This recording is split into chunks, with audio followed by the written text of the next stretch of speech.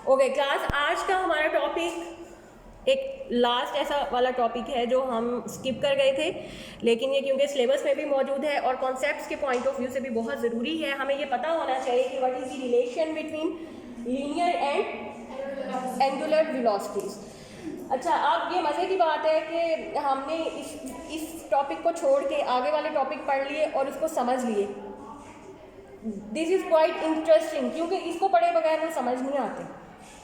ठीक है, तो अब अगर आज आप एक बार इसको पढ़ लेंगे, आपको पता चलेगा कि लीनियर और एंगुलर वेलोसिटीज़ असल में होती क्या हैं और इनका आपस में क्या ताल्लुक़ है। जब ये समझ आ जाएगा ना, तो तब इसके बाद आपको आगे आने वाले सारे topic, angular momentum, angular velocity, moment of inertia, वो सारी चीज़ें बहुत अच्छे तरीके से समझ आएंगी। ठीक है, तो अब आज के लिए आपने एक बॉडी कंसीडर करनी है जो कि अपने एक्सिस ऑफ किसी भी एक्सिस के गिर्द घूम रही है। लाइक कोई भी रिजिड बॉडी है तो वो किस तरह से घूम रही है। यहाँ पे मैंने इसको ड्रॉ किया हुआ है। रिजिड बॉडी है, जेड एक्सिस के गिर्द घूम रही है with the angular velocity omega. अब ये रिजिड बॉडी जिस वेलोसिटी से घूम रही है that is called angular velocity या ओमेगा हम उसको कहते हैं। इसी रिजिड बॉडी के ऊपर एक पॉइंट है P, इसके एज पे, वहाँ देखे मैंने प्लॉट किया ये वाला पॉइंट P, इसके एज पे एक पॉइंट है। अब जाहिर है पूरी बॉडी घूम रही है, ये P पॉइंट भी घूम रहा हुआ होगा। आपने एक बात याद रखनी है कि ये P पॉइंट इसके बिल्कुल एज पे है। ये बहुत इंपॉर्टेंट है क्योंकि एज वाले पॉइंट्स के पास लीनियर वेलोसिटी भी होती है। वो सिर्फ एंगुलर से नहीं बल्कि लीनियर वेलोसिटी से भी मूव करता है, और वो हम बात प्रूफ भी करेंगे। अब इसी रिजिड बॉडी में मैं एक लाइन ड्रॉ करती हूँ जो कि इसके सेंट्रल एक्सिस से जो पॉइंट O को P से मिलाती है, और ये रेडियस ऑफ द सर्कल के बराबर होगा। जिस सर्कल में ये ऑब्जेक्ट घूम रहा है उसके रेडियस के बराबर होगी कौन सी लाइन, OP। अब दो चीज़ें हैं, यही एक पॉइंट है इस पूरे टॉपिक में कि दो चीज़ों की मोशन आपने डिस्कस करनी है। एक तो पॉइंट P और एक लाइन OP। ठीक है, दो मोशन हम डिस्कस करेंगे।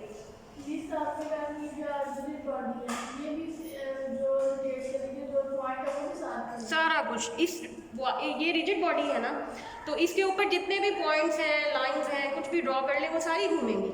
लेकिन हम ये पता चलाएंगे कि जो पॉइंट P हमने ड्रॉ किया है इसकी वेलोसिटी और जो लाइन OP है इसकी वेलोसिटी, इन दोनों की वेलोसिटीज़ में क्या फ़र्क है। घूम तो दोनों रहे हैं, लाइन भी घूम रही है, पॉइंट्स भी घूम रहे हैं। क्योंकि मैंने देखा है कि स्टूडेंट्स को ये रिलेशन पता नहीं चलता कि टेंजेंशियल वेलोसिटी कहाँ से आ गई है और एंगुलर वेलोसिटी कहाँ से आ गई है। तो इस पॉइंट को क्लियर करना है आप लोगों ने कि टेंजेंशियल वेलोसिटी कहाँ से आती है सर्कुलर मोशन में, और एंगुलर वेलोसिटी तो मौजूद ही है क्योंकि वो घूम रहा है। ठीक है, अब आपने क्या करना है कि ये मैंने एक लाइन ड्रॉ कर दी और हमने डिस्कस करनी है motion of the line OP। अब जाहिर है ये रिजिड बॉडी है, ये घूम रही है, ये लाइन भी घूम रही है, और घूमते हुए ये अपनी पोजीशन भी चेंज नहीं करती, लाइन तो अपनी जगह पे मौजूद है। तो इसका मतलब है कि इस लाइन की जो एंगुलर वेलोसिटी है ओमेगा वो हमेशा फिक्स रहती है। वो कब चेंज होगी, जब ये एक्सिस बदलेगा। एक्सिस तो नहीं बदल रहा तो ओमेगा नहीं बदलेगा, ओमेगा कांस्टेंट रहेगा। कांस्टेंट एंगुलर वेलोसिटी के साथ इस रिजिड बॉडी की मूवमेंट जो है वो कंटिन्यू रहेगी। क्लियर हो गया। अब आ जाते हैं, अब क्योंकि यही बात मैंने अभी बताई है, आपकी बुक में भी लिखी हुई है, as the axis of rotation remains fix, तो ओमेगा वॉन्ट चेंज, ओमेगा बिल्कुल चेंज नहीं होगा जब तक एक्सिस ऑफ रोटेशन फिक्स रहेगा। तो यहाँ पे एक्सिस ऑफ रोटेशन फिक्स है ओमेगा, इसलिए हम ओमेगा को कांस्टेंट लेते हैं, और इसके बाद वाले जितने भी टॉपिक्स हम सब में ओमेगा को कांस्टेंट रखते हैं। समझ लग गई ना अब अच्छी तरह। अब आ जाएं आगे। अब हम देखते हैं कि ये OP लाइन जो है इसकी मोशन, जब ये बॉडी मूव करती है तो ये भी साथ रोटेट करती है OP लाइन। तो ये किस तरह से मूव करती है, इस रोटेशन को एक्सप्लेन करने के लिए हमें एक और फिगर बनानी पड़ती है, जो कि यहाँ पे आपकी बुक में है, फिगर 5.4b मैंने नीचे बनाई है। इसमें देखें कि ये क्योंकि लाइन ओ पी एक सर्कल में मूव कर रही है, मैंने एक सर्कल बनाया और उसके बाद let suppose at time t1 this line is at position OP1 after passing some time t2 this line covered the linear displacement delta s and change its angular position from p1 to p2 called delta theta.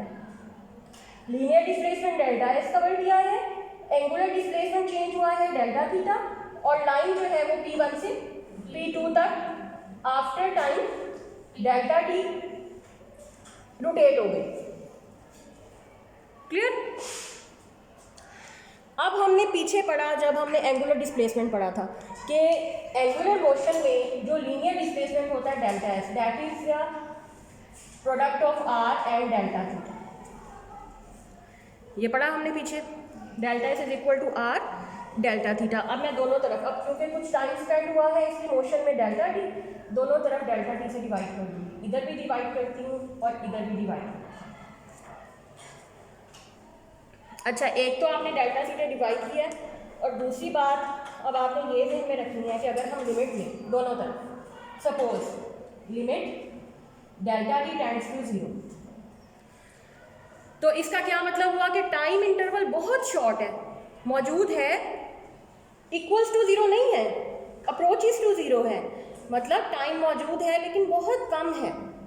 अब सोचें कि अगर time बहुत कम है, second, एक second का भी time नहीं है, बहुत कम टाइम है, इतना कम टाइम है कि डेल्टा टी अप्रोचेस टू 0, इतना कम टाइम है, तो इस ऑब्जेक्ट की मोशन के ऊपर क्या फ़र्क पड़ेगा? क्या होगा कि डेल्टा टी नहीं है, डेल्टा टी अप्रोचेस टू 0 हो गया, तो क्या होगा? P1 से P2 तक का डिस्टेंस कवर नहीं होगा, ज़ाहिर है यहाँ तक तो नहीं पहुँच पाएगा, वो मामूली सा डिस्टेंस होगा जो कि P1 के अलॉन्ग ही होगा, इसी के करीब करीब कोई डिस्टेंस होगा। और तब अगर आप यहाँ पे देखें, बॉडी फिर सर्कल में मूव नहीं कर रही होगी, डेल्टा टी टेंड्स टू 0 है, उसको तो टाइम ही नहीं मिलेगा सर्कुलर पाथ पे जाने का। तो यहीं पे अगर कोई ऑब्जेक्ट रह गया और अगर हम उसकी मोशन देखें तो वो ऐसे सर्कल में नहीं जाएगा, बल्कि वो ऐसे टेंजेंट फ्लाई हो जाएगा सीधा बाहर की तरफ। ये वैसे ही है जैसे आपने हाथ की एग्जांपल पढ़ी थी। तो अगर ये डेल्टा टी टेंड्स टू 0 कर दें हम, लिमिट मतलब डेल्टा टी टेंड्स टू 0, तो ये आपके पास आ जाएगा delta s over delta t r, यहाँ पे भी आप लिमिट लगाएंगे delta t tends to 0, delta t tends to 0। अच्छा, अब ये क्या बना? Rate of change of linear displacement with linear velocity, और क्योंकि ये इस इंस्टेंट पे है जब डेल्टा टी टेंड्स टू, तो इसको इंस्टेंटेनियस वेलोसिटी भी कह सकते हैं, लीनियर इंस्टेंटेनियस वेलोसिटी। बहुत ज़्यादा एक्यूरेट करने के लिए हम स्मॉल से स्मॉल इंटरवल लेते हैं ना, कि हमारी कैलकुलेशन एक्यूरेट हो जाए। सिमिलरली आर वैसे ही आ जाता है, ये क्या बना? Rate of change of angular displacement is called angular velocity. तो दैट इज़ वेरी इंपॉर्टेंट कि हमें पता हो कि अच्छा, अब ये जो डेल्टा टी टेंड्स टू 0 है, मतलब ये वाला पॉइंट, इसकी वेलोसिटी है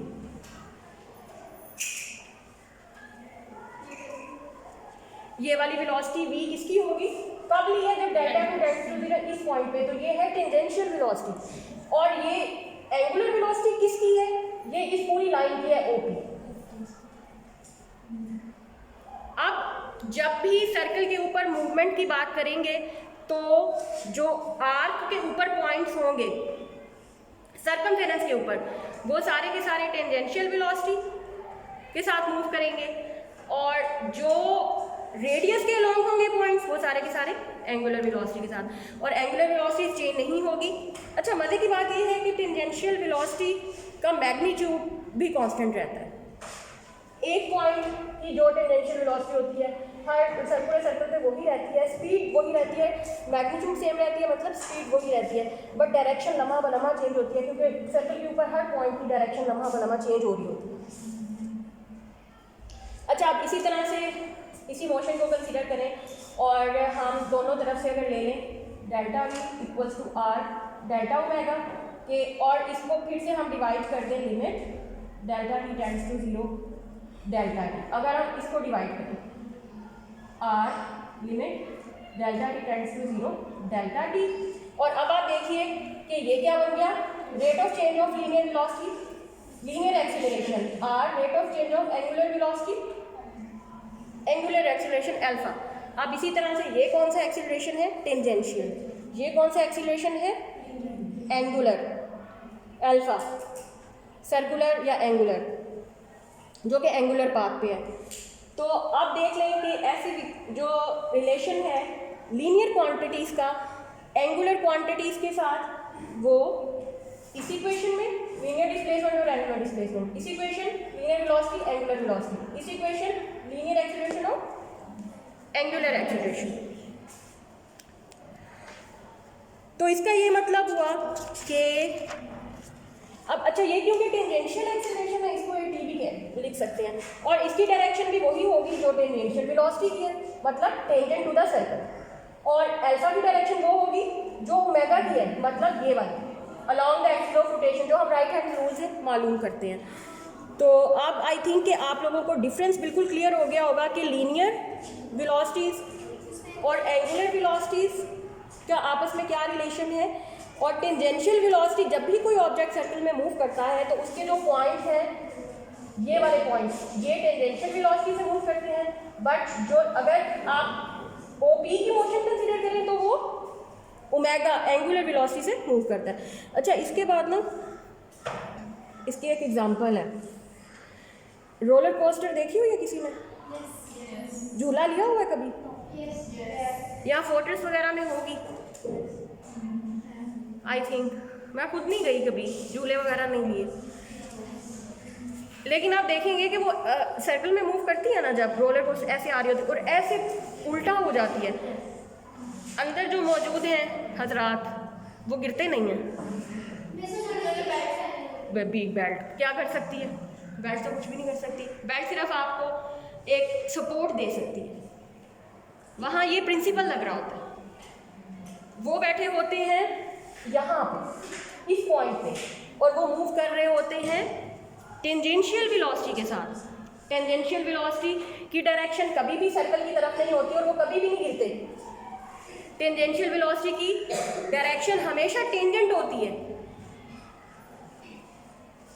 इधर की, दैट्स वाई वो कभी भी नहीं गिरते। अगर उनकी डायरेक्शन ऐसे होती ना सेंटर की तरफ तो वो अंदर को गिरते। ऐसे जा रही है ना, ऐसे तो है ही नहीं, ऐसे है, टेंजेंट है, तो वो कभी भी, जो भी लोग झूले लेते हैं कभी भी नहीं गिरते, क्योंकि उनकी जो वेलोसिटी होती है वो टेंजेंशियल वेलोसिटी होती है।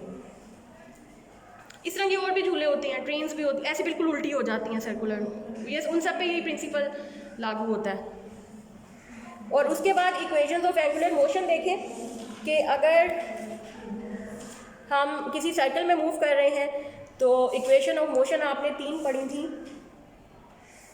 फोर्स, लीनियर फोर्स की पढ़ी थी ना हमने चैप्टर 3 में, उसको हम कैसे ट्रांसफॉर्म कर सकते हैं एंगुलर मोशन में।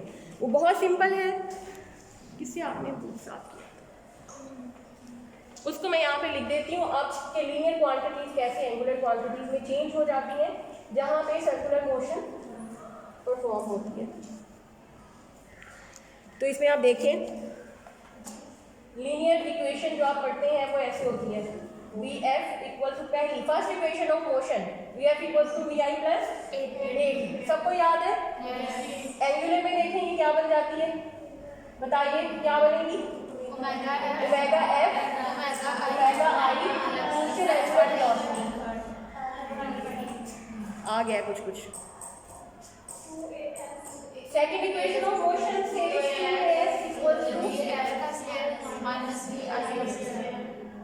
ये अब क्या बनेगा? 2 अल्फा थीटा, एस थीटा बनेगा, ओमेगा एफ का स्क्वायर ओमेगा आई का स्क्वायर। हाँ जी, third equation s is equal to v i t plus half in t का square, theta is equal to omega i t plus half alpha t का square. Clear हो गया? अब अगर आपको सर्कुलर मोशन में कोई इक्वेशंस इस्तेमाल करनी पड़े मोशन वाली, तो आप उनको इस फॉर्म में इस्तेमाल करेंगे। और इसकी एक एग्जांपल है, एग्जांपल 5.1 देखें, हमने की हुई है कि नहीं की ना? इसको आज कर लेते हैं और यहीं पे ख़त्म करते हैं। इसमें आपको इक्वेशन का इस्तेमाल भी पता चलेगा, how can we use the equation of motion in case of circular motion. इसके लिए देखिए, लेट्स डू एग्जांपल 5.1। अब ये देखिए, an electric fan rotating at 3 revolution पर सेकेंड। तो इसका मतलब हुआ, यह डाटा लिखती हूँ मैं पहले, इलेक्ट्रिक फैन रोटेटिंग 3 रेवोल्यूशन पर सेकेंड का मतलब है कि फैन की इनिशियल एंगुलर वेलोसिटी 3 रेवोल्यूशन पर सेकेंड, ठीक है। इस स्विच ऑफ, उसको बंद कर दिया गया। अब जहाँ पे भी ब्रेक का लफ्ज़ आए या स्विच ऑफ का लफ्ज़ आए, वहाँ पे फाइनल एंगुलर वेलोसिटी 0 हो जाती है। जैसे ब्रेक का लफ्ज़ आए तो हम फाइनल वेलोसिटी 0 कर देते हैं, ऐसे ही स्विच ऑफ का लफ्ज़ आएगा तो इसका मतलब है हमने एंगुलर मोशन को स्टॉप किया, तो ओमेगा एफ 0। लेकिन हमें पता है पंखा फौरन नहीं स्टॉप होता, वो आहिस्ता हो जाता है, आहिस्ता होता होता होता होता कुछ टाइम के बाद 0 होता है। तो कितने टाइम के बाद 0 हुआ? डेल्टा टी 18 सेकंड के बाद। Assuming the acceleration to be uniform. अब क्योंकि जब बंद करने लगे थे तब एक्सीलरेशन ज़्यादा था, और जब बंद कर दिया तो एक्सीलरेशन आहिस्ता आहिस्ता कम होगा। तो उसमें कौन सा एक्सीलरेशन होगा? Deceleration, negative acceleration. उस नेगेटिव एक्सीलरेशन या अल्फा की वैल्यू आपने फाइंड करनी है, और how many revolutions did it turn before coming to rest. और रेस्ट में आने से पहले, स्विच ऑफ करने और रेस्ट में आने से पहले पहले उसने कितने चक्कर काट लिए, कितनी रेवोल्यूशन उसने परफॉर्म की, वो आपने फाइंड करनी है। इसका मतलब है आपने अल्फा फाइंड करना है और थीटा फाइंड करना है। अब हमें इसमें, क्योंकि हमारा सारा डाटा रेवोल्यूशन पर सेकंड में है, तो इसमें हमें अपना यूनिट चेंज करने की ज़रूरत नहीं है, हम सेम यूनिट भी इस्तेमाल कर सकते हैं। मसाइल वहाँ पे होते हैं जब एक फिज़िकल क्वांटिटी रेडियन में हो और दूसरी फिज़िकल क्वांटिटी रेवोल्यूशन में हो, तब हमें सेम यूनिट करना पड़ता है। इसमें सब सेम में आएंगे तो हम यूनिट यही इस्तेमाल करेंगे। और अब पहले हमने अल्फा कैलकुलेट करना है। इक्वेशन 5.9 देखिए, अभी मैंने बोर्ड पे भी लिखी थी। Alpha equals to omega f minus, according to first equation of circular motion, omega f minus omega a divided by 2। अब ओमेगा लिखते हैं 0 माइनस 3 डिवाइडेड बाई 18, ये आपके पास आ जाएगा माइनस 0.167 रेवोल्यूशन पर सेकंड स्क्वायर। ये तो अल्फा की वैल्यू आ गई। अब थीटा के लिए, क्योंकि हमने थीटा फाइंड करना है, उसके लिए second equation of circular motion हम लगाएंगे। How to calculate theta? For this, we will use second equation for circular motion, that is theta is equal to, as you know that, omega I t plus half alpha t square। Omega दिया गया है 3, T भी दिया गया है 18, half alpha भी हमने पिछले पार्ट में फाइंड किया, इसकी वैल्यू लगाए, और टी 18 का स्क्वायर। सॉल्व कर लें इक्वेशन को। 27 रेवोल्यूशन उसने परफॉर्म किए बिफोर कमिंग टू रेस्ट।